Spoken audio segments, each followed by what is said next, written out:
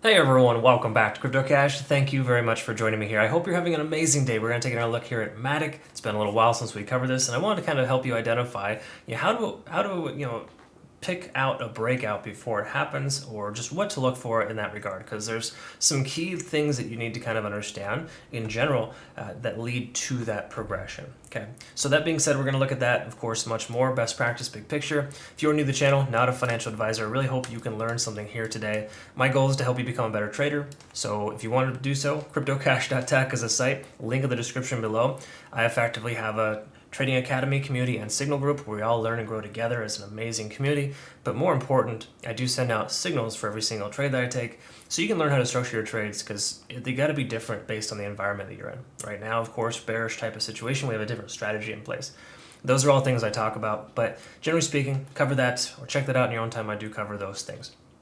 That being said, take a look here at Madic. So here's kind of the big picture here as far as where we're at. Okay, so obviously we take a look at the big picture. Matic has been on downtrend since December. Big surprise, most coins started selling off in November, December. That being said, it's down a pretty decent percent from top to bottom. I mean, to current price action, we're about 82% down from its highest point. So unfortunately, those who are hodling kind of got screwed in little ways. But it does look like it wants to come back here. And then not to say it's going to be parabolically increasing like we've seen here in the past. That is a very, very low likelihood. But what it could and should do is retest some of these levels here in the 60 to 70 cent range to effectively be able to, try to break through that resistance level. For now, though, here's what we can look at for a breakout. So first of all, to touch on this here, I drew a descending trend line here, of course, because it touched multiple points and hasn't crossed that plane since. It's also concurrent with the 50-day SMA. You can always confirm descending trend lines with the 50-day SMA in most cases. So we can see that that is also moving synonymous as well.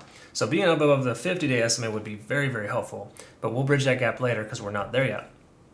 For now, we can see this descending trend line has effectively been broken so far. In other words, it wicked up yesterday, it kind of closed just below that, and today so far it's opening and likely going to close above that trend line. So that's key number one. Look for a descending trend line breakthrough. Okay, that's a big part right there.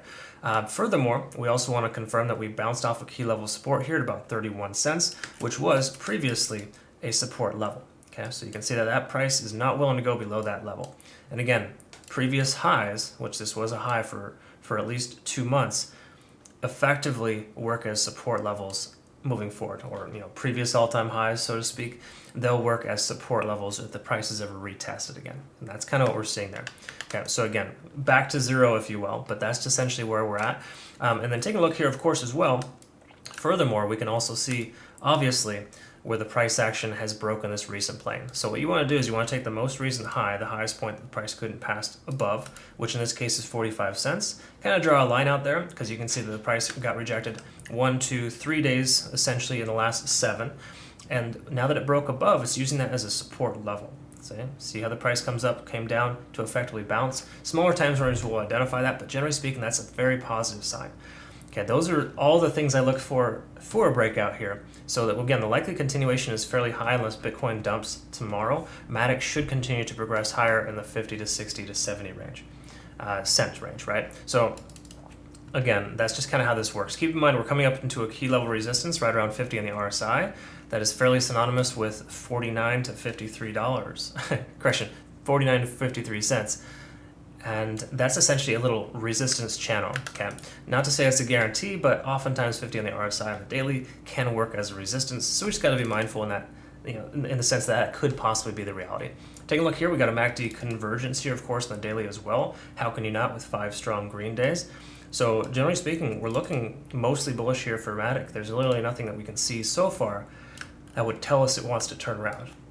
Now, what we want to look at is that potential for turnaround here on the 4-hour and also potentially on the 1-hour. And usually how you do that is you look at TD sequential and kind of identify how far into this push are you. So we came up to a 9 previously, we came down to an 8. So we're bouncing off a key level support at an 8. That was this last weekend when Bitcoin decided it want to jump up by 15-20% on a Saturday and a Sunday, which is very abnormal, by the way. And that led to a 9 here on TD sequential, basically giving us this exhaustive state. It didn't get enough time to reset. It came up and hit another extra overtime, so to speak, another 20 hours, and then of course came down to reset at a 5. And what it did is it reset right here at this key level Fibonacci retracement. Came up to a 6 here, wicked up to roughly resistance at about 53 cents, and now it's coming back down to likely bounce off of 45, because again, the previous high should be the new low. All right, so that's essentially what we're looking at there. So hypothetically, 45 should be the bottom if it were to come down that low, and it should bounce to continue to progress up higher. That's what it should do. Okay, a lot of this is contingent on Bitcoin doing well. Keep in mind, Bitcoin had a bad day yesterday, and Matic did much better. So you got to keep in mind that it's not like it's 100% connectivity. Matic is moving fairly independent of Bitcoin in some ways. In fact, let's go ahead and make sure to compare. Let's go ahead and pull it up with this here, and we can kind of see. If we were to take a look without this, let's take a look at that chart. You see how different that is? Price comes up, over and down for Bitcoin, where Matic is up, over. It's making higher highs and higher lows regardless of what Bitcoin's doing. So that's a fantastic sign. We like to see that. I like to compare that. And also, too, a good thing to look at would be Matic's Bitcoin pairing as well. It's also equally as important. But again, to not touch on that because that could be a separate video altogether, the key here is that we have confirmation in a few different ways. First of all, the price got rejected out here at about 45 cents. Couldn't pass that plane for a full week. Once it broke above, used it as a support level, bounced off of it, and continued higher. We broke through this descending trend line, which is extremely important as well. And right now we're above both 50 and the 20-day set moving average on the 4-hour. Now we're not there on the daily. If I'm not mistaken, we're testing the 20. So technically speaking, we're not out of the woods yet. We're still in a position where we might see the price action reject right here at about 49 cents. So again, that's kind of where we're at right now anyways, right? The price is coming down to retest 45. So likely bounce off 45 to break through 49 is what I see happening here for Matic, just based on the overall sense of what we're seeing here. Again, we got good momentum, good positive stuff. There's no reason for it to stop, but just keep in mind, every run has an end. And so this could be it, so to speak, where all the profits are going to be taken, especially if Bitcoin decides it wants to sell off to 19, 18,000. You can expect Matic to probably have some type of contraction. Take a look at the 1 hour though. Let's quickly call this here, or take a look and call it. In other words, we just hit a 9 on TD sequential, hit an 8 previous there with a brief consolidation period in between.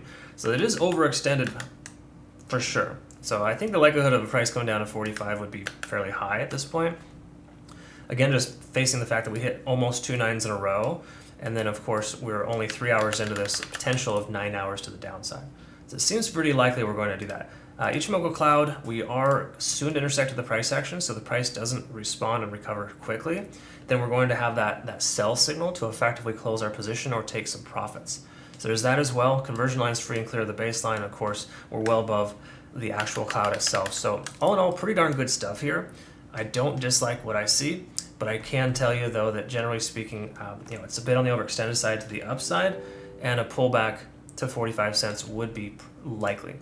And what that would do is that it's decent percent, about a good 6%, so it's not a terrible shorting opportunity as well. Something to think about. All right, so that's kind of where we're at here for Matic. So not dire straits by any means. I think we're definitely still looking good. Is it going to completely retrace here today? It's hard to say, but it does look a bit on the overextended side. So that being said, hopefully you learned something here today. If you want to become, once again, a better trader, CryptoCache.tech is a site. Link in the description below. I do have military and third world country discounts, and that's available, obviously, if you want to go ahead and message me directly. Keep in mind, I will never message you directly. I'm not a scammer, and I'm never going to solicit you either. So if you have questions, feel free to reach out. My contact information is below, but you'll never hear from me directly, if that makes any sense. All right. I hope you understand. Thanks again for joining me here. Have a great rest of your day. We'll see you next one.